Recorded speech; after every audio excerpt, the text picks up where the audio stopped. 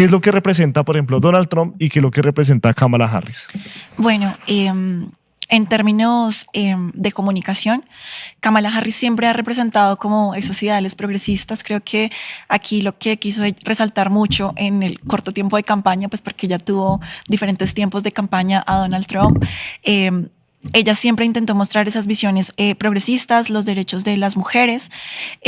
También todo el tema de salud, el tema del aborto fue bastante importante en su campaña.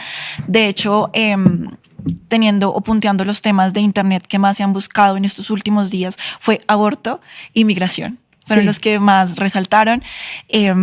Entonces, pues la verdad siempre ha estado muy de ese lado demócrata, los valores demócratas se han manejado. Y pues Donald Trump trata de mostrarnos esa visión, tal vez un poco de aquellos ciudadanos que se han sentido olvidados, que han sentido que esos valores estadounidenses y ese sueño americano ha venido cambiando en el transcurso de estos años. También tiene o representa más como esa esperanza hacia una economía mucho mejor.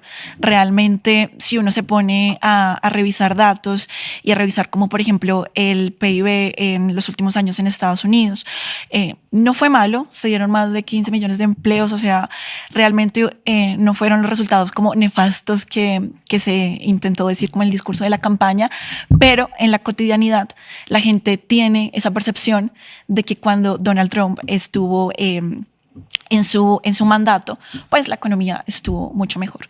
Entonces, realmente sí son polos opuestos, muy marcados, y creo que por eso las elecciones están tan reñidas. Vemos una polarización muy alta. Claro, años anteriores, previos 2020, 2016, ocurrió esto, pero se ha venido aumentando muchísimo más. No, y es que para allá vamos, ¿no? Ese análisis de las cosas que se han implementado en torno a esta contienda electoral y también pues todas esas visiones que reúnen tanto el candidato republicano como el candidato demócrata. Alejandra, en eso que nos compartía también en sus redes sociales, porque pues hay que decirlo, Alejandra es de esas politólogas que utilizan las redes sociales para comunicar aspectos de campaña, hoy por supuesto pues todo el tema de Estados Unidos. Yo quiero que nos explique también ese contraste en otros temas que se convierten en temas de problemas estructurales, y eso tiene que ver precisamente, ya lo mencionaba, el tema de la migración, el tema de la salud, que creo que ha sido algo también muy controvertido y algo que siente en Estados Unidos pues al día a día, el acceso a la salud, la atención, y por supuesto también estos temas del aborto. ¿Cuáles son ese contraste de posturas específicas? Bueno, básicamente algo también que ha resaltado mucho en esta campaña es la brecha de género que se ha dado en torno a estos temas, a temas del aborto. Realmente siempre ha existido una lucha y se hizo aún mucho más fuerte alrededor de mayo del 2021, cuando en Texas y otro estado retrocedieron en cuanto a las semanas que podían las mujeres acceder a un aborto legal y seguro. Sí. Entonces, temas así se han venido como fortaleciendo en la campaña, y esta brecha de género realmente creo que fue una de las cosas que aumentó, y los mismos candidatos, la misma esencia de la campaña hizo que se fuera aumentando cada vez más. Es bastante interesante porque el voto femenino puede jugar un papel determinante en estas elecciones. Entonces, el tema de la movilización, que incluso explicábamos, por ejemplo, la gente tiene esas dudas, ¿no?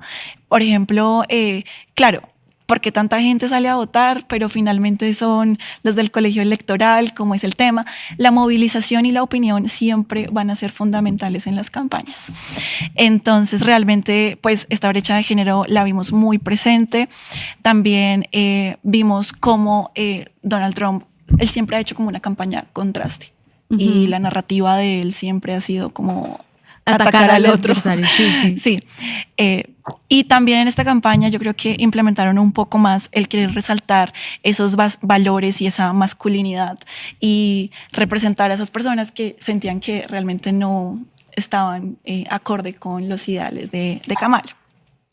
Entonces hay algo aquí bastante interesante en tema de brecha de género. Yo creo que resaltó un montón. También el tema de la guerra que se está viviendo. Creo que va a ser supremamente decisivo para el voto. Son temas bastante sensibles porque no sé, o sea, las posturas estaban un poco parecidas. Entonces, en términos ideológicos, habían muchos cuestionamientos. Hasta anoche que Kamala cambió un poco el discurso, un poquito el chip, y dijo que quería que Palestina tuviera autodeterminación. Entonces ya eso empieza a resonar un poco y se empieza a repensar otra vez el tema de la política exterior y demás. Entonces todos estos temas bastante sensibles o que apropian a las personas, creo que fue lo que más resaltó en la campaña de los dos, independientemente del contraste. Sí. Porque pues Kamala siempre, es que es algo particular, porque ella es de gobierno, ¿no? Pero intentó hacer una campaña un poco más desligada de lo que era gobierno y a resaltar esos valores americanos como de libertad, un poquito más progresistas, pero pues ahí estaba como Donald Trump también retomando lo que les digo, el tema de la masculinidad. Él estuvo, yo creo que aquí las plataformas digitales jugaron un papel fundamental. Sí. Porque él estuvo en varios podcasts, se hicieron incluso varias canciones así de música country muy, de verdad, arraigadas a la cultura americana de hombres blancos, de hombres de zonas rurales, que realmente se han sentido olvidados. Entonces, creo que el tema de las plataformas digitales ha tenido un papel fundamental, lo va a seguir teniendo, o sea, creo que esto va a ser pan de cada súper día en los largo, procesos definitivamente electorales. sí, son esenciales en todas las campañas políticas. Y pues finalmente, no sé, creo que ese ha sido como los factores que han destacado como en esta campaña y los que he venido mencionando y resaltando, porque la gente empieza como a cuestionarse, o incluso aquí en América Latina a sentirse identificado, que es un fenómeno que se ha visto mucho. Se vio en Argentina, por ejemplo, con Milei, donde muchos jóvenes, muchos hombres empezaron a identificarse con lo que él representaba. ¿Qué pasa? Que como nosotros somos patio trasero, lo que pueda pasar y lo que vaya a suceder y quien quede, pues esos movimientos van a repercutir en posibles elecciones en Latinoamérica. Así es. Y al respecto de la intervención de Alejandra, yo me quedo con dos aspectos muy importantes que me gustaría también consultarle al analista Alejandro, y tiene que ver con esas posturas que tienen los candidatos en torno a temas estratégicos y claves para las relaciones internacionales, como los conflictos entre pues Medio Oriente, lo que ha sucedido de Israel-Palestina, y también otros conflictos con potencias mundiales como Rusia y en este caso pues Ucrania, que son dos conflictos que por supuesto han demandado la postura y las claridades de cómo están en apoyos estos países y cómo está pues Estados Unidos en medio de estos conflictos. Manuel, ¿cuál es ese análisis de las posturas de los candidatos frente a estos conflictos? Bueno, yo creo que en el caso de Palestina, creo que ahí hay una postura mucho más unificada. En el caso pues digamos que tanto republicanos como demócratas están muy alineados con todo el tema del lobby israelí. El apoyo es bipartidista y estructural hacia Israel, y eso lo hemos evidenciado durante la administración de Joe Biden, quien le sigue suministrando armamento a pesar de que Benjamin Netanyahu ha estado violando de manera sistemática el derecho internacional humanitario, los derechos humanos. Kamala Harris ha sido muy, decirlo de alguna manera, poco asertiva cuando le preguntan qué hacer con el tema de Palestina. Ella dice, sí, pues estamos en contra de lo que está haciendo, pero seguiremos apoyando la seguridad de Israel, y digamos que sigue manteniendo esa lógica con la que se ha justificado todos estos ataques y violación del derecho internacional humanitario y los derechos humanos. Entonces creo que ambos candidatos, en el caso de la situación en Asia Occidental entre Israel y Palestina, el Líbano y Hezbollah, sí creo que va a ser igual, porque como le digo, es bipartidista y es estructural. En el caso de Ucrania puede esto sí cambiar, en la medida que Joe Biden pues ha mantenido una postura cercana, firme, de entregarle armamento al presidente ucraniano Volodymyr Zelensky, quien hace 15 días pues publicó o presentó hacia Europa y Estados Unidos su plan Victoria, que en el caso, pues en estos 5 puntos menciono 2 elementos claves que son a resaltar. El punto 4, Zelensky plantea que plan Victoria, es decir, que si los países europeos y Estados Unidos apoyan estos 5 puntos, Ucrania va a ganar la guerra en 2025. Entre esos 5 puntos, el punto 4 es que parte como de pagar por lo que los países europeos y Estados Unidos les han entregado en términos de armamento, es que él va a permitir que hagan alianzas comerciales para explotar recursos estratégicos en Ucrania, como el litio, el uranio, entre otros. El quinto punto está con base muy cercano a esta elección, y es el candidato Trump ha mencionado que si llega a la presidencia, él no va a seguir financiando la guerra en Ucrania y por el contrario se sentaría a reunirse. Entonces creo que eso pues está marcando la agenda de la guerra con Zelensky, mientras que Kamala Harris continuaría la política de Joe Biden de seguir financiando este tipo de conflictos. Entonces, entendiendo que haya la posibilidad de que Trump gane, Zelensky propone en el punto 5 que una vez que es posible, como ya lo vimos en la primera administración de Trump, pueda que retire los hombres estadounidenses que están en bases militares de la OTAN en Europa, los retire. Y en ese sentido, Zelensky le ha propuesto que esos hombres que Estados Unidos retire de Europa pueden ser reemplazados por hombres ucranianos en esas bases militares de la OTAN en Europa. Entonces creo que esto claramente tiene otra perspectiva en relación, porque hay pues un posiblemente cambio en esta situación. Hay un tercer elemento que me parece importante, que no es un conflicto en sí, pero que está muy articulado con lo de Ucrania, y es la relación de seguridad con Europa. Europa históricamente pues ha estado en un debate principalmente que lo ha liderado desde Charles de Gaulle, Francia, ¿sí? El primero de ellos es si se mantienen bajo el paraguas de la seguridad de Estados Unidos, que es la OTAN, o por el contrario desarrollan una estrategia de seguridad autónoma. Esta discusión ha sido histórica, pero ha tomado mayor revuelo durante la guerra, desde la guerra del 2022. Emmanuel Macron, el presidente de Francia, ha impulsado nuevamente su estrategia de una autonomía de seguridad, es decir, que dejen de depender de esa manera de Estados Unidos y empiecen a desarrollar también otras estrategias para mantenerse. Esto, pues digamos que esto también va en sintonía por unas posibles elecciones en las que gane Donald Trump.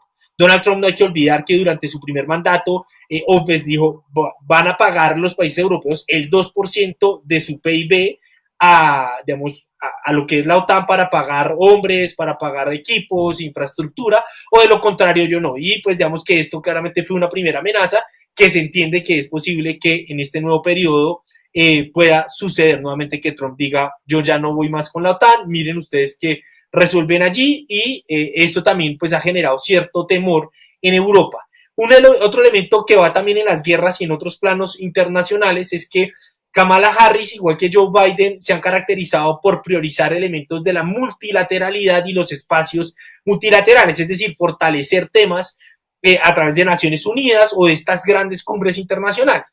Por el contrario, con Trump estamos viendo, vimos durante su primer periodo, que él le apuesta más o a la unilateralidad en tomar decisiones como Estado y los intereses de Estados Unidos, o a llegar a acuerdos máximos de bilateralidad, es decir, Estados Unidos con otro Estado. Y esto lo digo principalmente en 2 posiciones. El primero de ellos, en el caso de Palestina. No hay que olvidar que fue bajo la administración de Donald Trump que la cuestión palestina se engavetó, porque fue bajo el gobierno de Trump que se firmaron los acuerdos de Abraham, en que los países árabes restablecieron sus relaciones diplomáticas con Israel, engavetando, olvidando lo que estaba pasando con Palestina. Y por eso también digo que con ambos creo que Palestina sería el que más perdería, pero creo que sin duda alguna para Israel el que más le convendría sería Trump, porque continuaría con esta política de restablecimiento de relaciones diplomáticas con el mundo árabe musulmán. Entonces, creo que eso es importante, digamos, también entendiendo las lógicas de cómo hacer las relaciones. Y un último tema, que dentro de ese marco de la multilateralidad y la unilateralidad, también lo estamos viendo en las propuestas económicas de Kamala y de Trump. Entonces, mientras que Kamala Harris ha mencionado que va a imponer algunos aranceles a ciertos productos o insumos estratégicos para la economía estadounidense, entre un 10 y un 15%, Donald Trump está planteando 2 cosas, que eso puede incrementar para un 20% algunos países, pero todos los productos de China tendrían un incremento del 60%. Eso sin duda alguna sería una afectación directa, no solamente a la economía de Estados Unidos, porque eso aumentaría la inflación, encarecería la vida, porque estas barreras de impuestos pues hace que el producto llegue más costoso a suelo estadounidense, pero también eso tendría un impacto en la economía global. Entonces, creo que ambos tienen una visión, cada candidato tiene una visión distinta. Creo que coinciden, el único caso que coinciden lastimosamente es con la situación de Palestina, que digamos que ninguno se pone en la tarea de decir, bueno, por primera vez voy a votar en el Consejo de Seguridad o mi voto en la Asamblea General es para reconocer a Palestina como un Estado. Esto lo volvimos a ver en septiembre, que Estados Unidos no lo quiso apoyar, y lo hemos visto en las diferentes resoluciones que en el Consejo de Seguridad de Naciones Unidas las ha vetado. Entonces creo que esas dos maneras de ver el mundo pueden tener un impacto, sin duda alguna, y con esto termino, principalmente en que un Kamala Harris le puede apostar más a la multilateralidad para tratar temas de riesgos globales como el cambio climático, las crisis financieras, entre otros temas de riesgos globales, mientras que Trump podemos ver lo que él va a preferir actuar de manera unilateral y es maltratando esa multilateralidad que hoy más que nunca la necesitamos para tratar todos estos temas de la agenda internacional. Compartan esa transmisión, que le den like a este video, por supuesto, que nos sigan en nuestras diferentes redes sociales que están apareciendo aquí en pantalla, nuestra cuenta de Facebook, nuestra cuenta de YouTube, nuestra cuenta de TikTok, nuestra cuenta de X, y así pues todas las cuentas, todas las redes que tenemos para que no se pierdan ningún contenido del tercer canal, y por supuesto las personas que quieran colaborar con donaciones a través de la línea Nequi y Aviplata o a través del botón Super Chat que está en el chat de YouTube. Bueno, Alejandra, tú hablabas pues un poco como de la estrategia que han tenido ambos candidatos, de cómo tú hablas también de los tiempos de campaña que han tenido cada uno de los candidatos, porque sabemos que hay algo que marcó definitivamente la contienda y fue la salida pues del principal candidato, que era Joe Biden, hoy presidente también de Estados Unidos. Nosotros hicimos una lista como de los hechos que han marcado esta contienda y queremos iniciar con ese. Por ejemplo, uno hace el retrovisor acá y uno dice como Petro nunca hubiera llegado si Duque no hubiera estado en la presidencia. Entonces yo también te pregunto, ¿qué significó que Joe Biden hubiera salido de la contienda y qué significa que Kamala pues lo hubiera recogido la candidatura en medio de la campaña y que por supuesto Donald Trump se frente a Kamala y no a Joe Biden? Bueno, es que hay varias cosas acá, y es que cuando empezaron la campaña estaba Donald Trump y Joe Biden, pero en diferentes entrevistas y en diferentes espacios y debates realmente hubo muchas dudas frente a la estabilidad. No sé si decirlo de esta manera, pero sí un poco de la estabilidad mental que Joe Biden estaba teniendo en ese momento, en términos de cómo recordaba las cosas, cómo conectaba las ideas. Definitivamente el primer debate fue un desastre, entonces creo que el Partido Demócrata tomó cartas en el asunto a tiempo, porque Donald Trump iba punteando muy bien. Sucedió un hecho bastante histórico antes de que Kamala tomara la campaña, y fue cuando, no sé si ustedes recuerdan, el atentado. Sí, sobre eso también lo preguntaremos más adelante al analista, porque creo que esos son puntos que marcaron mediáticamente esta contienda. Bastante. El tema de opinión se fortalece mucho más cuando pasan este tipo de hechos. O sea, un atentado, imagínense, no es como cualquier cosa para las emociones de las personas. Cómo se dio en el escenario que se dio, la fotografía histórica que surgió alrededor de ese atentado hizo que definitivamente él punteara de una forma increíble. Definitivamente para ese momento se pensaba que Donald Trump iba a ganar, y pues recientemente Kamala había entrado, pues vicepresidente, mismo gobierno, pero yo creo que ella o en general han manejado una buena estrategia y una buena comunicación en torno a resaltar nuevamente esos valores demócratas progresistas que han tenido. Yo creo que ella de una u otra forma puede representar a población bastante importante como lo es la afro, que para elecciones del 2020 el 87% votó por Biden. Eso es un porcentaje bien importante. El voto latino también, el voto femenino Entonces creo que esto va a ser bien importante. Manuel, en esa articulación de los eventos que fueron claves en este proceso de elecciones, pues ya mencionábamos, sale Joe Biden y le entrega el testigo a Kamala Harris, se presenta Kamala Harris entonces como la candidata de los demócratas, ocurre un atentado donde pues amenaza la integridad de Donald Trump y luego siguen sucediendo cosas. Ya Kamala Harris como candidata da una primera entrevista, una entrevista bien controvertida a la cadena Fox, al director de esta editorial política de Fox. ¿Y usted cómo ve ese momento que también se llevó varias controversias sobre la entrevista a Kamala Harris, Manuel? Sí, bueno, digamos que como ustedes bien lo mencionan, ha pasado diferentes situaciones. Yo creo que digamos, antes de responder esa pregunta, yo también creo que es importante que las personas tengan en cuenta que esa crisis que se vivió en Estados Unidos sobre sus candidatos, pues es una muestra también de una dificultad ideológica y partidaria en Estados Unidos. Es decir, un Joe Biden que no convencía por sus temas de salud física, pero tampoco un candidato como Donald Trump que terminaba de convencer, ¿no? Una persona que tiene problemas en la justicia, un hombre que es misógeno, racista, xenófobo, machista, ¿no? Entonces, y que eso llevó también a cuestionar las mismas bases de los partidos, es decir, ¿qué pasa con el liderazgo en Estados Unidos? No hay otro candidato distinto a Joe Biden, una persona ya de una edad considerable, y un Donald Trump con estas características, y creo que eso es un problema también de cuestionarse qué está pasando en Estados Unidos sin esos liderazgos, porque además Donald Trump también, pues ha cuestionado lo que son las bases republicanas, ¿no? Es decir, los republicanos históricamente se han caracterizado por ser defensores de las instituciones, el orden, la ley, la familia, ¿no? Son como las bases de lo conservadora de la sociedad. Y cuando vemos un Donald Trump que pertenece allí, pues nos dice, no, yo soy por el contrario, quiero ir en contra de la ley, no reconozco las normas, ¿no? Que además en temas de su familia tiene un escándalo con un relacionamiento con una actriz porno, ¿no? Es decir, todo lo que va en contravía. Entonces, claramente, todo ese tipo de cosas han estado alimentando el debate.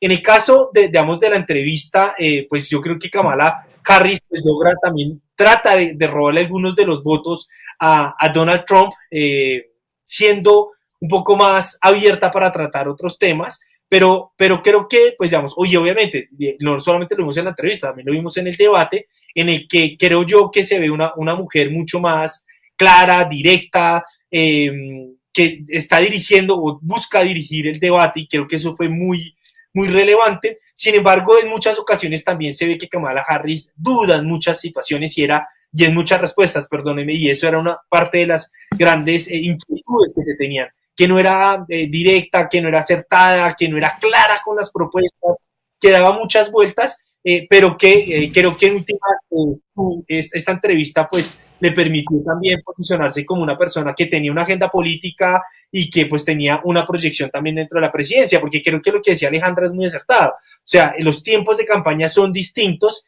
Kamala Harris, digamos que parte de su crítica era durante el gobierno poco o nada se ha escuchado de ella, la gestión de ella, y durante la campaña pues tampoco tenía eso. Entonces creo que ese tipo de situaciones sin duda alguna también alimentaron el debate, pero creo que hay otro elemento que es importante, no solamente esta entrevista, el ataque a Donald Trump, también creo que, aunque yo soy de las personas que creo que un hecho no solamente, un solo hecho no cambia las elecciones, pero sí pueden incidir.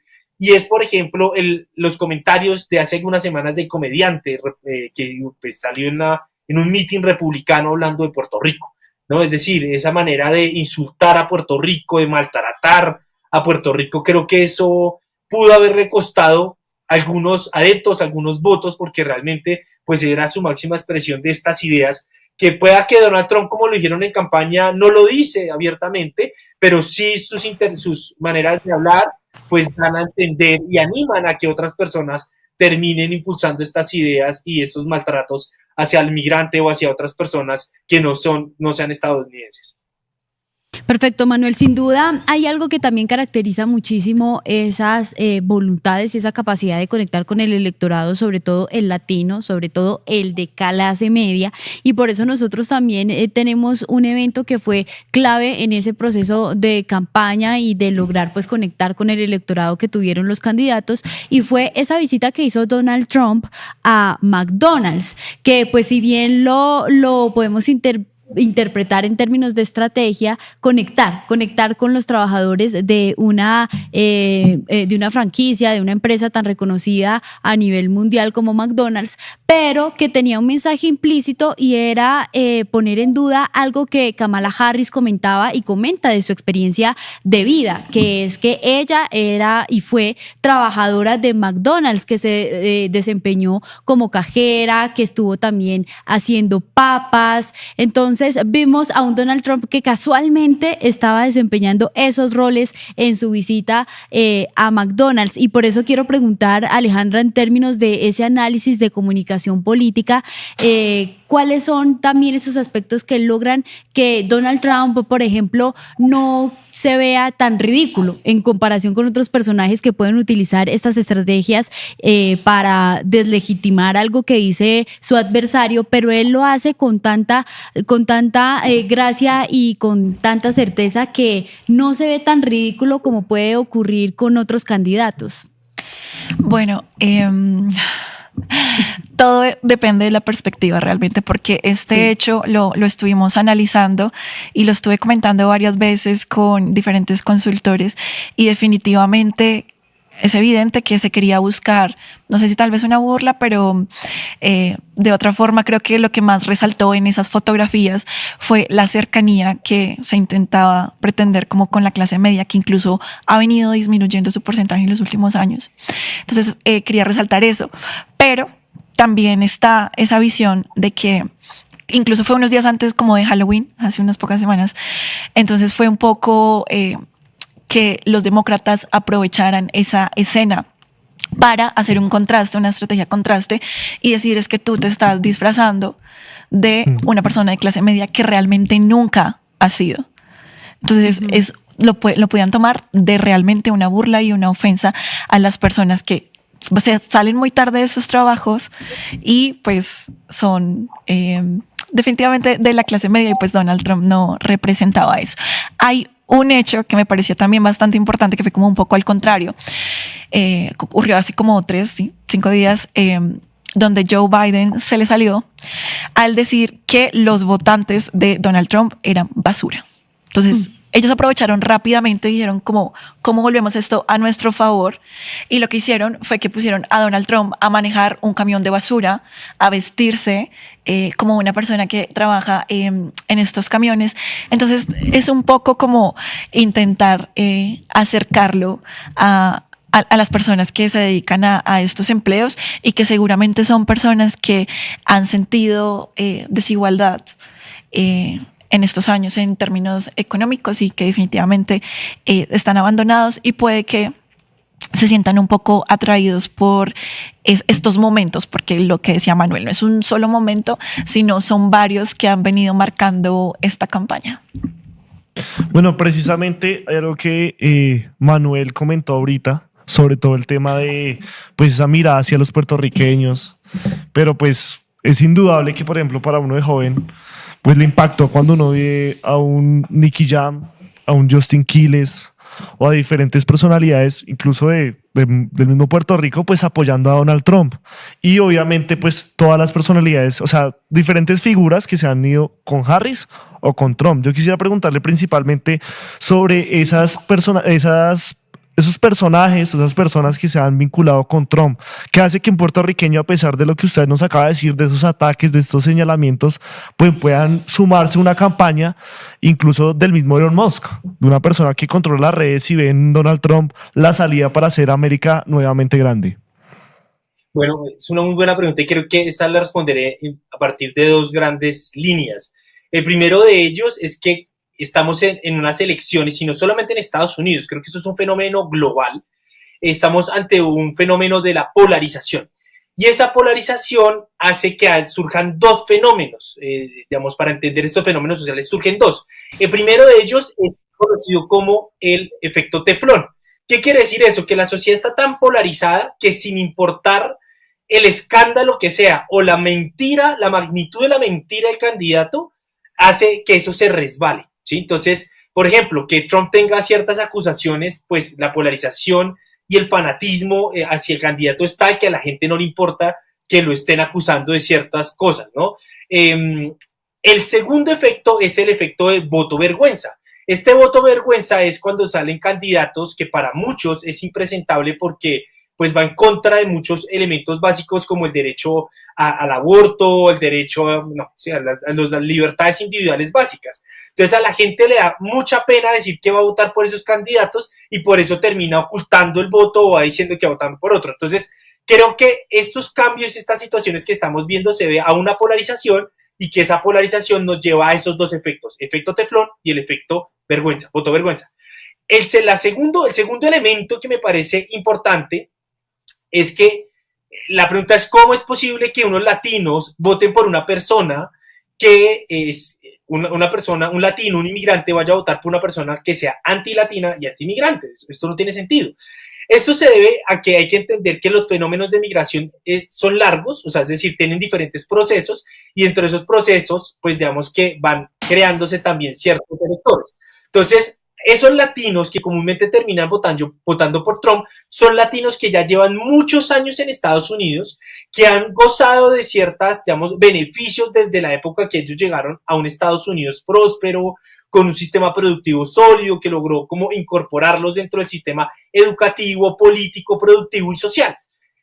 Distinto a toda esta nueva migración que llega y que estos migrantes que ya se han asentado en este país ya no los ven con los mismos ojos, en la medida que las oportunidades también en Estados Unidos han cambiado y que claramente se hace más competitivo. Por eso vemos que mucho latino que lleva muchos años termina votando por un candidato pues, anti-latinos o anti-migración y que incluso uno diría, pero está también castigando a otro latino que como él llegó en su momento a buscar una oportunidad. Entonces creo que esos fenómenos migratorios también van solidificando en el tiempo las conductas y los comportamientos electorales.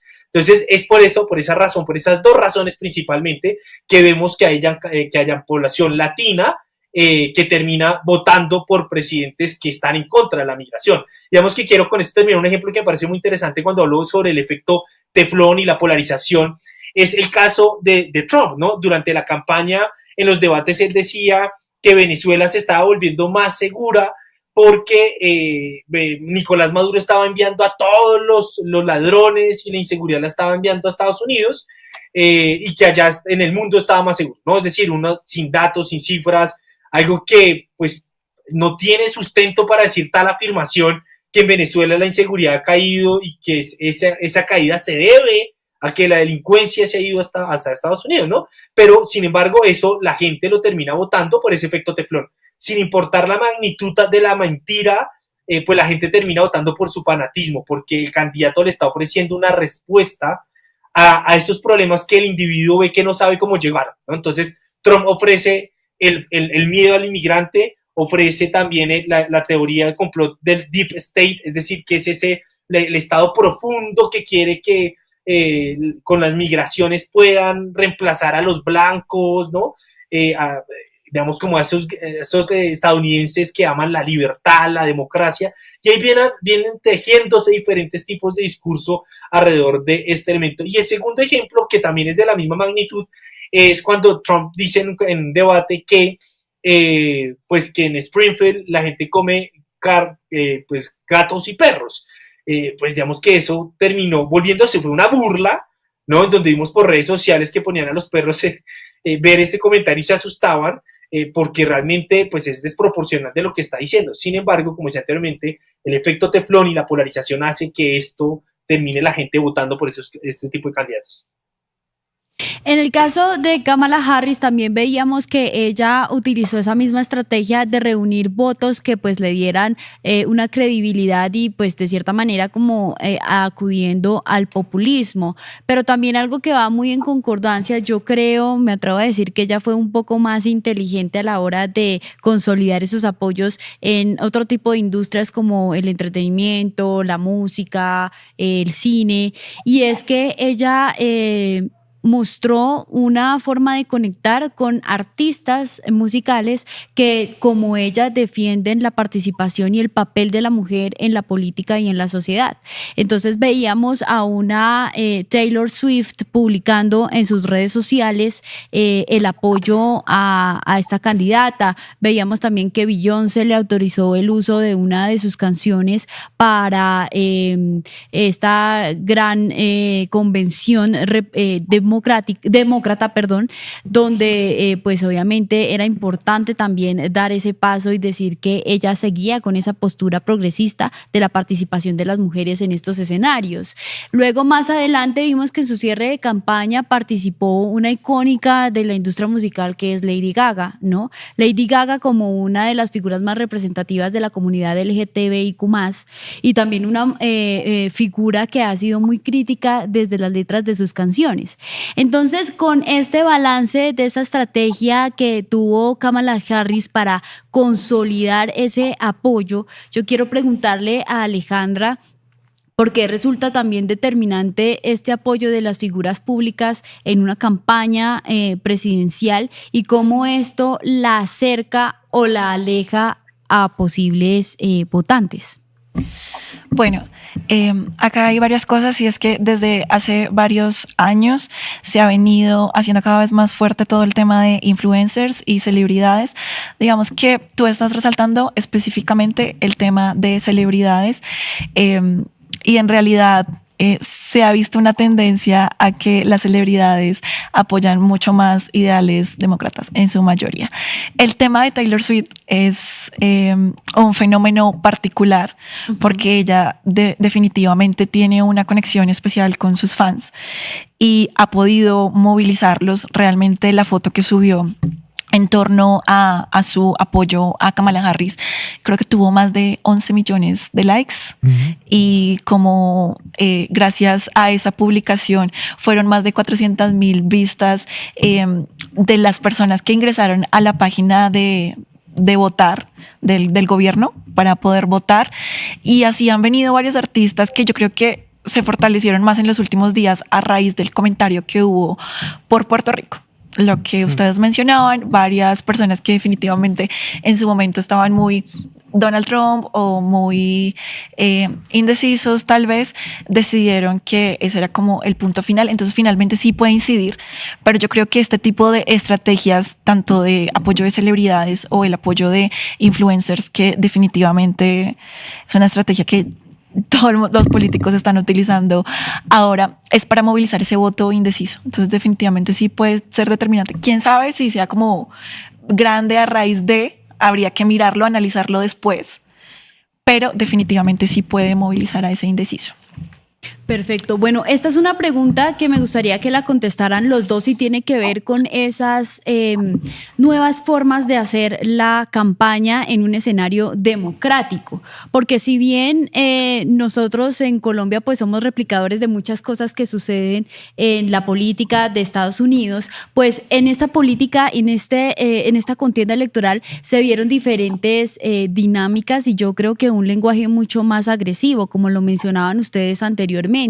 Expresiones como basura, ir directamente a atacar a un territorio, descalificar incluso el rol de las mujeres o también demeritar los procesos que llevaba el Partido Republicano. Siento que ha sido una forma de hacer campaña. Antes uno veía que en campaña la estrategia negra, la campaña sucia, la hacían personas ajenas al candidato. Pero en estas elecciones particularmente veíamos tanto a una Kamala Harris como a un Donald Trump totalmente a la defensiva, con ganas de responder, de cierta manera atacar con calificativos al uno o al otro. En ese proceso, ¿qué riesgos se corren al ver que unos candidatos como los de Estados Unidos acuden a ese lenguaje y a esa estrategia que de cierta manera es sucia para un proceso democrático? Empiezo por Manuel. Bueno, yo creo que son varias las consecuencias. El primero de ellos es que se traslada el debate. Creo que el debate en cualquier régimen político debería ser sobre las ideas, y creo que cuando se hace principalmente sobre las agresiones hacia el otro, pues creo que se pierde lo esencial de lo que es una participación política, y más si estamos hablando en democracias. Entonces creo que sin duda alguna ese tipo de estrategias apuntan a debilitar la democracia, y una democracia sana, la pluralidad política.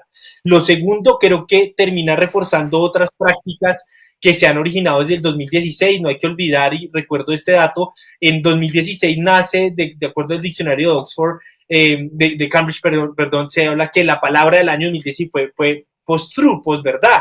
Y es que es a partir de este año que estamos viendo no solamente algunos medios o algunos influenciadores que hacen esto, sino también algunos políticos que digamos que tergiversar la realidad, presentarlo de otra manera, les genera mucho rédito, y mucho más si es a partir del miedo. Es decir, si esa posverdad usted la dirige hacia generar miedos e inseguridades, pues claramente eso le da mucho más rédito. Entonces creo que eso en segundo punto, rompe la confianza de la sociedad en las diferentes instituciones, no solamente en los medios, sino también en los candidatos políticos, que son los que en últimas tienen que tener la legitimidad de la sociedad.